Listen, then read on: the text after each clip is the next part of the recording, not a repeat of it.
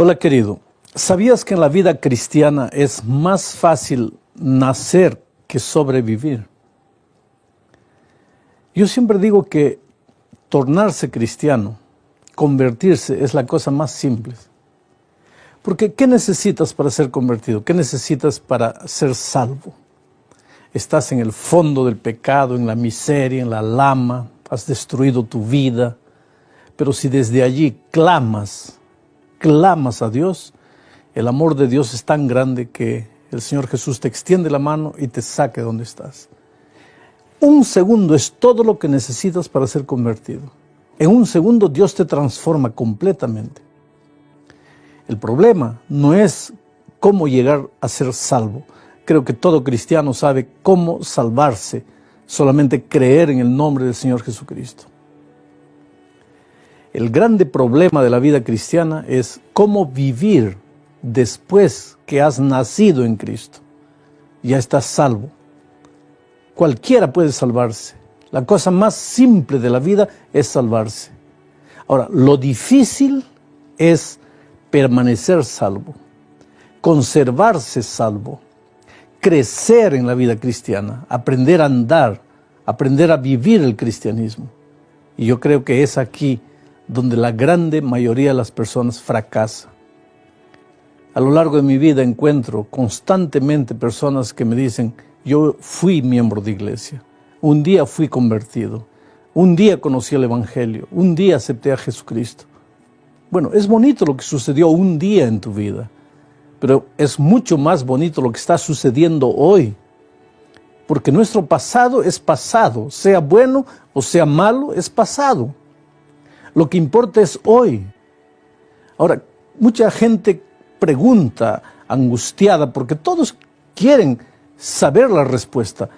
¿Qué hago para permanecer en la vida cristiana? ¿Qué hago para conservarme salvo?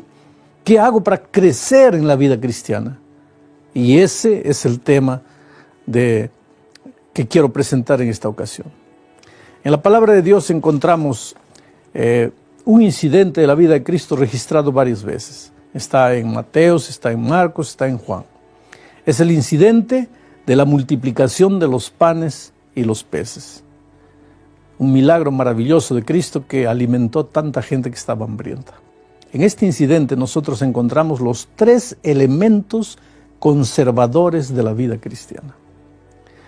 Casi todos los relatos de este milagro empiezan diciendo así: y Jesús se retiró al monte. Yo no sé si tú te has dado cuenta que la vida de Cristo estaba muy relacionada con los montes. Mi pregunta es, ¿qué es lo que Jesús tanto hacía en los montes? Y la respuesta es simple. Jesús se retiraba a los montes para orar.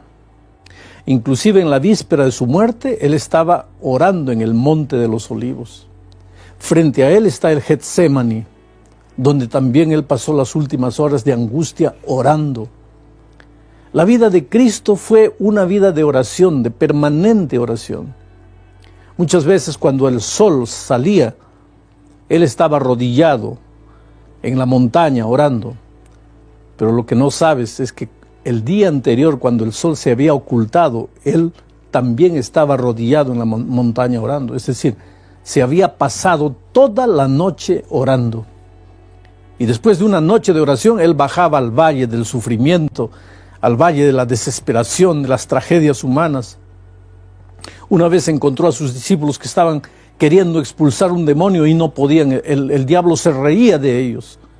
Y cuando Jesús se aproximó, estaba bajando de la montaña, el diablo tembló, huyó, desapareció en la hora porque no podía soportar la presencia de aquel que había pasado horas y horas en comunión con el Padre.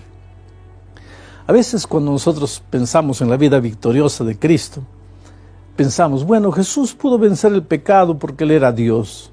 Y es verdad, Jesús era Dios. Cuando tomó la forma humana no dejó de ser Dios. Pero hay una cosa que necesitamos saber. Los grandes hechos de victoria de esta tierra, los grandes milagros, la vida victoriosa sobre el pecado que Jesús vivió, no la vivió porque era Dios. Al contrario, cuando vino a esta tierra, Él hizo un pacto con su Padre, que en esta tierra no usaría sus poderes divinos para nada.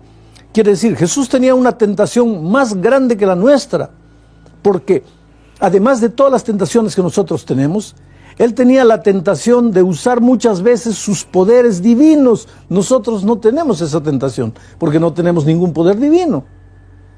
Quiere decir que Jesús fue tentado en todo lo que nosotros hemos tentado, y más todavía porque tenía la tentación de usar sus poderes divinos. Pero Él no podía hacerlo, porque había hecho un trato con su Padre, que en esta tierra nunca usaría sus poderes divinos sin el consentimiento de su Padre. Entonces, ¿de dónde Él tenía las fuerzas necesarias para vivir la vida victoriosa que vivió y para hacer los grandes milagros que hizo? De la misma fuente del poder que nos es accesible a ti y a mí. Quiere decir que si nosotros también orásemos como Jesús oró, seríamos capaces de hacer las mismas cosas que Jesús hizo. Inclusive Él dijo, hablando de nosotros, de sus discípulos, que cosas más grandes que las que Él hizo, nosotros haríamos. Mi pregunta es, ¿por qué no hacemos esas cosas grandes? ¿Por qué a veces temblamos delante de pequeños problemas? ¿Por qué muchas veces nos ahogamos en un vaso de agua? ¿Por qué generalmente cuando vemos las dificultades pensamos que es imposible salir de ellas? Simplemente porque nosotros no tenemos la vida de oración que el Señor Jesucristo tenía. A estas alturas ya te diste cuenta cuál es el primer elemento conservador de la experiencia cristiana. Es la vida de oración. Mira, querido, si tú no eres un hombre, una mujer de oración, no hay cómo puedas sobrevivir en la vida cristiana. Y cuando hablo de oración, no estoy hablando de aquella oracioncita de 1 minuto de mañana, 1 minuto de tarde. Estoy hablando de pasar tiempo con Dios. Yo digo siempre que el cristiano simple, no debería orar menos de media hora por día. No debería pasar menos de media hora por día con Dios en oración. Ahora, si tú no oras ese tiempo, ¿cómo esperas vivir una vida victoriosa sobre el pecado? ¿Cómo esperas hacer grandes cosas para Dios? Es por eso que nosotros a veces cuando escuchamos la historia de un milagro, de una curación milagrosa, inmediatamente dudamos, ¿será verdad? ¿Será que es la obra del Espíritu o será la obra de Satanás? Tenemos miedo, parece que tenemos miedo de milagros. ¿Sabes por qué? Porque no tenemos fuerza. ¿Y por qué no tenemos fuerza? Porque no vamos a la fuente del poder que es Cristo. Dios no quiere que vivas una vida derrotada, fracasada, mediocre. Vida cristiana no es ir a la iglesia una vez por semana, devolver tu diezmo, cantar en el coro, o pasar la lección de la escuela sabática porque eres profesor de escuela sabática. No. Vida cristiana incluye esas cosas, pero es mucho más que eso. Es una vida poderosa, una vida victoriosa, y esa victoria solo la podremos obtener si aprendemos a ser hombres de oración. Yo creo que tú tienes el mismo sueño que yo tengo de un día encontrar al Señor Jesucristo, abrazarlo personalmente. Pero ese sueño nunca se va a realizar si nosotros no permanecemos en la experiencia de la salvación. Y será difícil permanecer en la experiencia de salvación si no tenemos una vida poderosa de oración, por lo menos media hora por día orando, conversando con Dios, abriendo nuestro corazón, contándole nuestras tristezas, nuestros sueños. Muchas veces cuando suceden en nuestra vida cosas que no comprendemos, decirle, mira Señor, no te entiendo, ¿por qué me está sucediendo esto? Pero cuéntale, ábrele tu corazón a Dios. El propósito de la oración no es que tú le informes a Dios, oh Señor, mi mamá está enferma, mi hijo tiene problemas, yo estoy desempleado. Dios lo conoce todo. Entonces, ¿por qué hay que contarle todo eso? No es para informarle a Dios, es para que tú sientas el compañerismo de Jesús, para que tú pases tiempo con Él. Porque cuando pasas tiempo con Él, tú te fortaleces interiormente. La fuerza de Jesucristo pasa para ti. Y después cuando te levantas de tus rodillas, los mismos problemas pueden estar delante de ti, pero tú ya no eres el mismo. Tú eres un hombre más fuerte, más corajudo, más dispuesto a trabajar y enfrentar las luchas de la vida. Por lo tanto, el primer secreto para una vida victoriosa es la oración. Yo podría pasar aquí horas y horas hablando de la oración, pero el tema que quiero presentarte esta tarde no es eso. Bueno, el segundo elemento para la conservación de la vida cristiana también está en ese milagro de los panes y los peces. Jesús le dio pan, alimento a sus discípulos.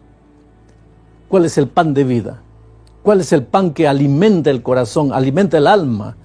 Porque ese pan y esos peces que Jesús le dio a los discípulos era comida para el cuerpo, pero ¿cuál es la comida para el alma? Aquí está la palabra de Dios, la palabra escrita de Dios. Por lo tanto, todos los días nosotros tenemos también que separar tiempo para alimentarnos de la palabra de Dios.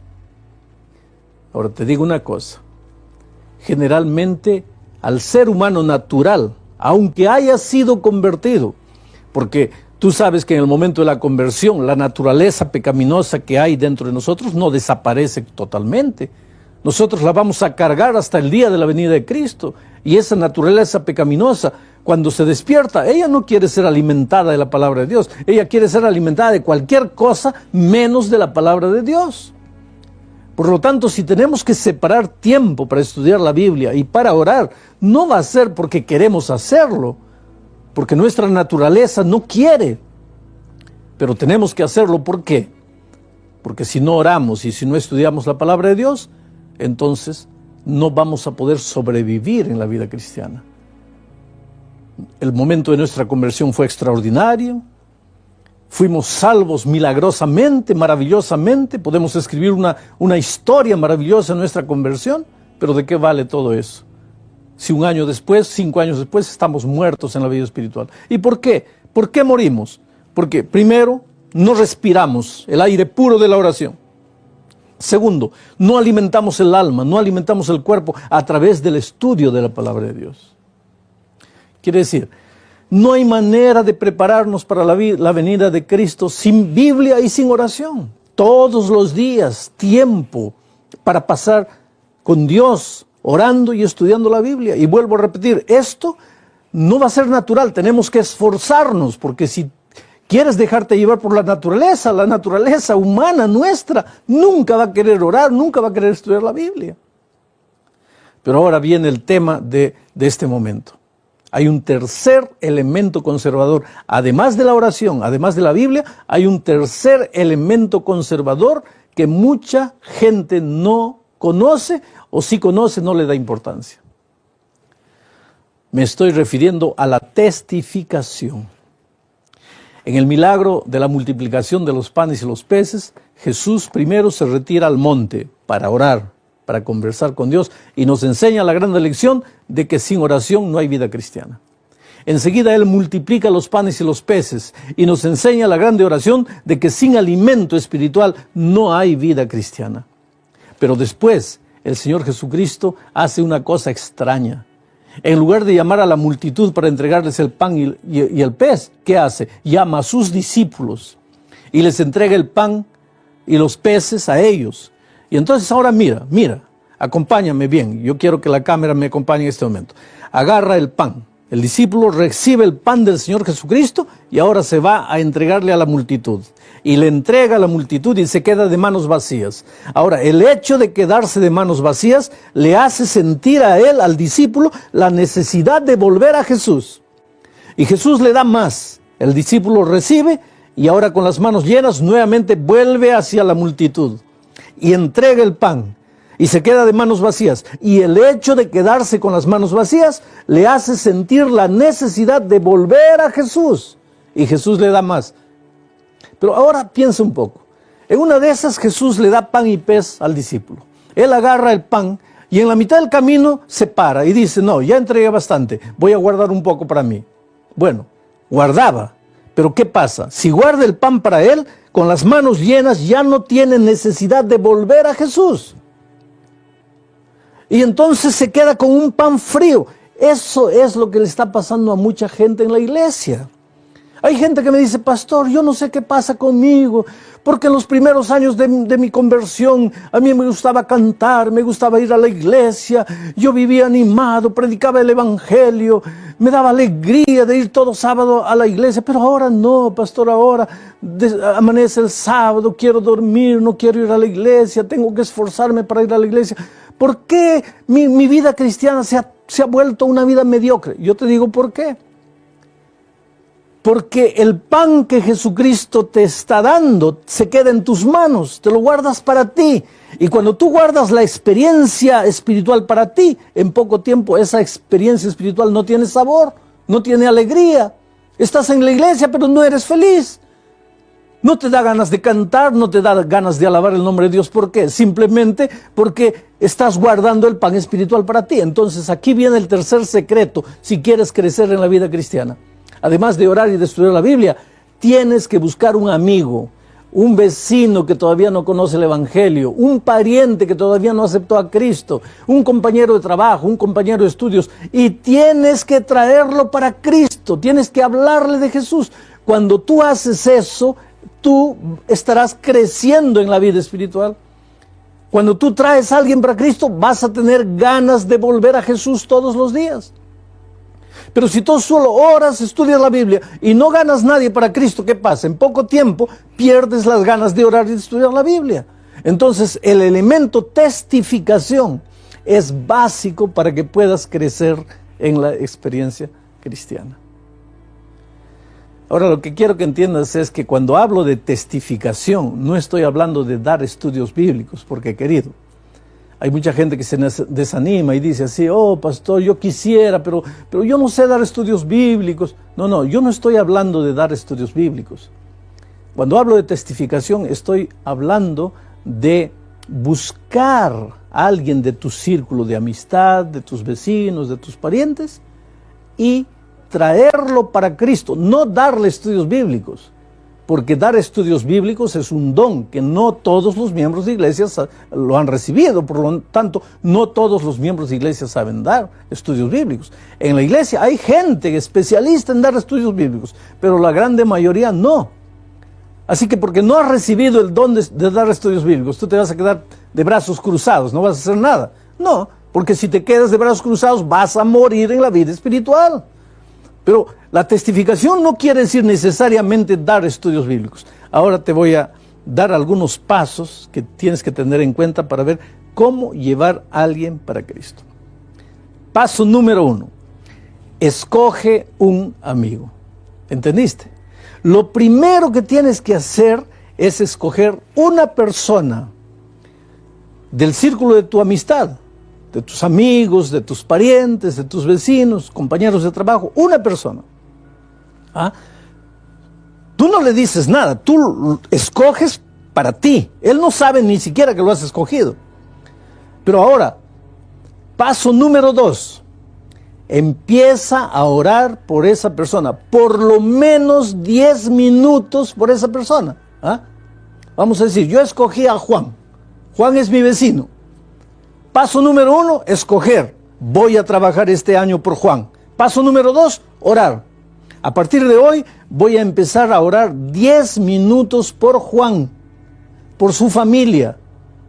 ¿Y qué es lo que voy a decir a Dios en esa oración? Voy a decirle así, mira Señor, he escogido a Juan para traerlo para ti este año. Yo no sé cómo aproximarme de él. Yo no sé qué palabras decirle. Yo no sé cómo despertar su interés para que estudie la Biblia. Yo sé que Juan es duro, a Juan no le gusta la religión, a Juan no le gusta el Evangelio, pero Juan es un ser humano, tiene dificultades, tiene problemas. Por lo tanto, Señor, yo te suplico que me ayudes a traer a Juan para tu iglesia. Ayúdame a testificar de tu amor para Juan. En primer lugar, Señor, empieza a trabajar en el corazón de Juan. Prepara su corazón, cosa que cuando yo hable con él ya no me rechace, ya esté preparado. Si posible, Señor, tú sabes que yo soy muy tímido, tengo miedo de hablar. Haz una cosa, haz que el propio Juan me pregunte a mí. Dame esa bendición. Haz que el propio Juan me busque y me diga, ayúdame a estudiar la Biblia. Pero Señor, yo no sé lo que vas a hacer. Una cosa yo te pido, este año yo quisiera trabajar por Juan, por lo tanto, bendice a Juan, ayúdalo a Juan. Todos los días vas a orar 10 minutos por Juan. Ahora mira, date cuenta, el hecho de que tú comienzas a querer testificar y traer a Juan para Cristo, ya te hace por lo menos orar 10 minutos. Antes, cuando tú no testificabas, cuando tú no hacías nada, tú no orabas nada. Pero ahora, por causa de Juan, ya empiezas a orar 10 minutos. Es por eso que te digo, la oración, el estudio de la Biblia y la testificación están unidos. Uno te lleva al otro. Entonces, paso número 1, escoge al amigo. Ahora, yo te diría, escoge mejor 3 o 4, porque uno te puede fallar. Escoge 2, 3, 4, en fin. Y trabaja por 2, 3, 4 si quieres. Por lo menos tienes que trabajar cada año por uno. Escoge el amigo. Segundo, empieza a orar. Ora, ora, ora, ora.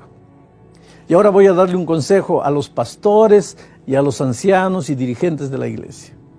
Yo creo que cuando se lanza una campaña de siembra para futuramente tener una campaña de evangelismo de cosecha, deberíamos marcar un día en que todos los miembros de la iglesia traigan el nombre de su amigo o sus amigos por quienes van a trabajar este año. Entonces se prepara un altar en la iglesia, se coloca los nombres ahí y se ora. Y a partir de ese día, la iglesia podría, por ejemplo, decidir realizar una media vigilia cada último sábado de mes. Todo último sábado del mes, de 8 de la noche a medianoche, la iglesia se reúne para orar. ¿Para orar por qué? Para orar por los nombres que están en el altar. Porque cada miembro tiene amigos con quienes está trabajando. Los miembros han traído el nombre de sus amigos para el altar. Ahora la iglesia se reúne una vez por mes, el último sábado, en una media vigilia de 8 de la noche a medianoche para orar. En esa reunión de oración también los hermanos cuentan ya cómo les está yendo el trabajo de testificación con su amigo. Y si están encontrando alguna resistencia, piden que la iglesia ore para que el Espíritu trabaje en el corazón de esas personas. Quiere decir, el único que ora por tu amigo no eres tú, sino que toda la iglesia ora una vez por mes en esa medianoche vigilia, porque los nombres todos están en el altar. Ahora, un día, por ejemplo, tú puedes ir donde tu amigo Juan y decirle así: Juan, hay una cosa que estoy haciendo y que tú no sabes, y te voy a contar. He decidido colocar tu nombre este año como un nombre por el cual yo voy a orar. Y no solo yo, sino que una vez por mes mi iglesia toda se reúne para orar únicamente por ti. Yo no sé si tú sabías, pero ahora te estoy avisando y quiero decirte una cosa. Si tú tienes algún pedido especial por el cual tú quieres que yo ore, si tú en tu vida, en tu familia, con tus hijos tienes un problema especial, dime cuál es. Yo en esos minutos que oro por ti voy a colocar en las manos de Dios tus problemas. Y si el último sábado de este mes tú quieres acompañarme a la iglesia, tú vas a ver que toda la iglesia va a orar por ti.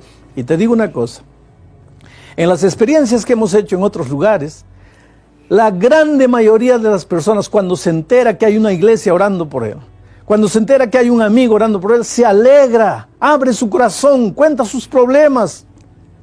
Y cuando él abre su corazón para ti, tú te das cuenta de los dramas que él vive. Y ahora tú le dices: mira, además de orar, yo te puedo enseñar una cosa. Aquí en este libro hay secretos que te van a ayudar a tener un hogar feliz, hijos felices. Hay poder, hay secretos para vencer, para aprender a dejar de fumar, a dejar de tomar, en fin.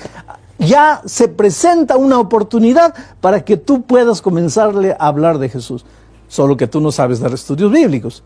Entonces, cuando ya ves que en el corazón de él se despertó el deseo de estudiar la palabra de Dios, tú lo traes a la iglesia, porque en la iglesia hay una clase bíblica, o hay una escuela sabática especial para visitas, o hay un grupo pequeño en la casa de algún hermano, llévalo para allí, o hay una dupla de instructores bíblicos en la iglesia, llévalos a ellos para darle estudio bíblico a él. En fin, quiero decir, estoy pensando en la posibilidad de que tú no sabes dar estudios bíblicos, ¿ah? Porque si tú sabes, tú lo puedes hacer, pero si no sabes, en fin, llévalo a escuchar un programa de radio, consíguele un libro, préstale, dale un curso por correspondencia, consíguele un cassette con un sermón, préstale. Quiere decir, Tú eres la especie de padrino espiritual de él. Tu trabajo es no dejarlo tranquilo, orar por él, darle materiales, traerlo para las reuniones de la iglesia, cuando hay una excursión, cuando hay un concierto musical especial, cuando hay un potluck, invítalo. Haz que él se empiece a familiarizar con la iglesia. Aparece en su corazón el deseo de estudiar la Biblia, lo encaminas para que pueda estudiar la Biblia, oras por él. Ya cuando se anima para venir a la iglesia, vas a su casa, lo traes a la iglesia, después del culto lo acompañas hasta su casa. Quiere decir, tú eres su padrino espiritual. Ahora, cuando viene la semana de cosecha, listo. Ahora tú simplemente llevas a tu amigo allá y el Espíritu de Dios toma la decisión de él y tú te vas a sentir emocionado cuando lo veas entrando en el tanque del bautismo para ser bautizado. Y ahora es no solamente tu amigo, sino un hermano en Cristo. Y durante todo este periodo, ¿qué ha pasado?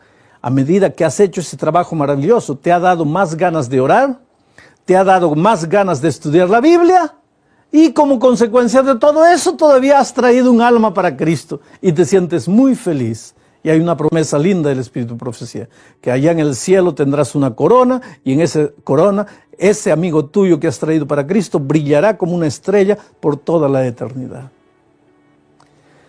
Oh, mi amigo querido, yo sé que, como ya te dije, tú tienes el sueño de entrar un día por las puertas de Jerusalén celestial.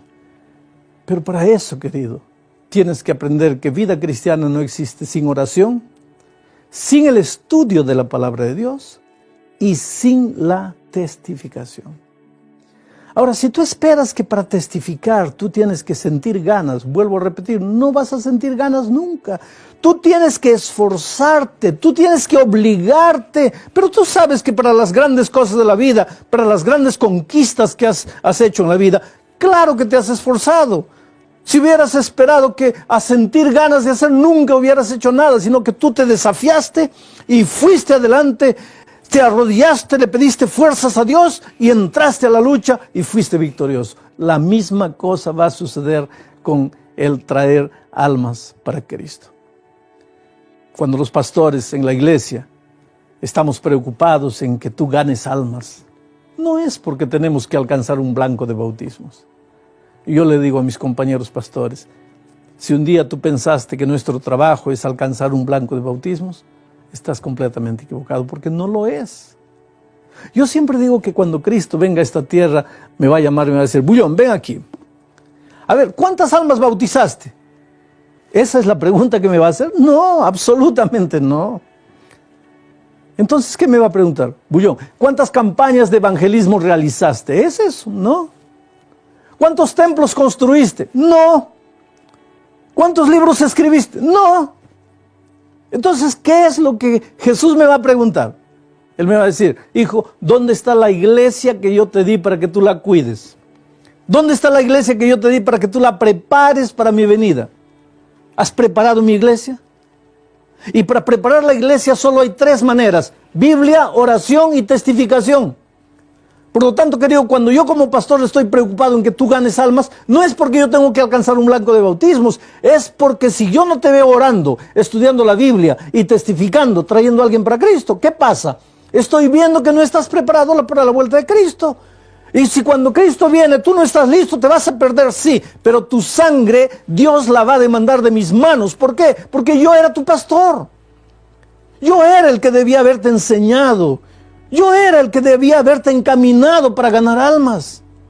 Por lo tanto, esta es una responsabilidad que yo tengo como pastor, enseñarte a crecer en la vida cristiana, porque como ya lo dije, salvarse es la cosa más simple.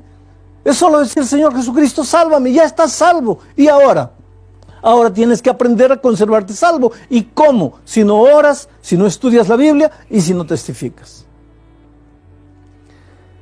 Yo voy a estar en tu ciudad para realizar una campaña de evangelismo de cosecha. Generalmente la campaña dura 4 días, 8 días máximo. Pero dime, ¿cómo en 4 días o en 8 días yo voy a presentar todo el cuerpo doctrinal de la iglesia para esos nuevos conversos. No hay manera. Entonces, esas noches que estaré contigo es solamente para tomar las decisiones, para llevar a las personas a entregarse a Cristo, para decidir bautizarse y nada más. Pero todo el cuerpo doctrinal, la enseñanza bíblica debe haber sido dada antes. ¿Por quién? Por ti, el miembro de iglesia. Porque tú eres la persona más importante en el programa de evangelización de la iglesia. Y ya te lo dije en otro seminario. Dios no te dio la misión de ganar almas porque Dios no pueda hacerlo. Claro que Dios puede, con los ángeles, con los animales, Él solito, Él puede. Pero te dio ese trabajo a ti porque eres tú y yo, somos nosotros, los seres humanos, que necesitamos crecer. Y para crecer necesitamos orar, estudiar la Biblia y testificar. Voy a estar orando por ti, querido. No sé, no te conozco, no sé quién eres. Tal vez en este momento estás viviendo el momento más difícil de tu vida. Oh, cuántas veces pasamos por el valle de sombra y de muerte. Nadie sabe nuestro dolor, nadie sabe nuestra lucha. Quién sabe en este momento estás adeudado completamente, escuchando este video y pensando, ¿cómo eso va a ayudarme a resolver el problema de las deudas en que me he metido? O tal vez tienes un problema familiar, tu hogar se está deshaciendo y te preguntas, ¿cómo este tema que el pastor está presentando me va a ayudar a resolver mi problema familiar? O problema con los hijos, o problema de relaciones, yo no sé.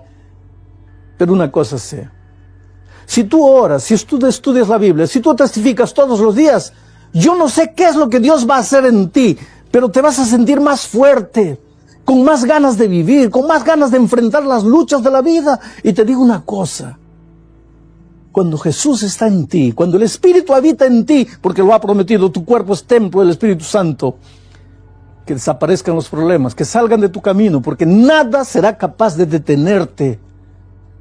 Lo que más quiero es que tú disfrutes de la plenitud de la vida cristiana. Pero para eso, recuérdate, oración todos los días, Biblia todos los días, y testificación todos los días, donde estés, en la calle, en el tren, en el avión, en el trabajo, en el vecindario, siempre hablándole a alguien del amor maravilloso de Cristo. Espero verte un día en el reino de los cielos. Y cuando llegue a tu ciudad, y cuando el Espíritu de Dios me ayude a llamar a las personas para adelante, yo quisiera verte a ti, emocionado, tal vez hasta llorando, viendo que un amigo a quien tú le hablaste de Jesús, a quien tú lo trajiste para Jesús, se levanta y va adelante diciéndole, Señor, yo quiero ahora entregarme a ti. Y en el reino de los cielos, esa persona te va a abrazar y te va a decir, muchas gracias porque un día me hablaste de Jesús. Mi svegliai con freddo da faccia, mentre Gaddina faceva festa in da strada. Mi si scatti in museo no, e si fuori con tutto cuore in moto. A porta scrusciavo, cielo era chiatto.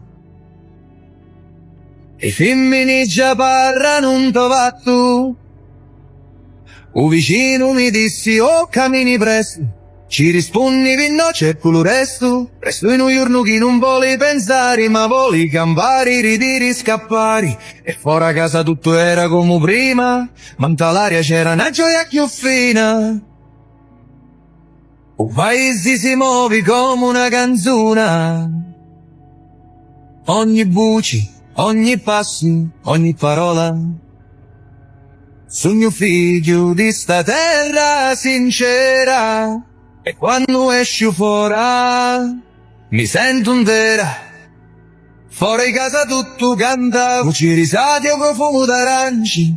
Non c'è regola, non c'è strada. Si sente libero quando vai in ta piazza. Fuori casa scatta vita, giorno ridiamente si innistila con una festa fatta per niente, ma resta in ta memoria sempre presenti. O picciriddu io capo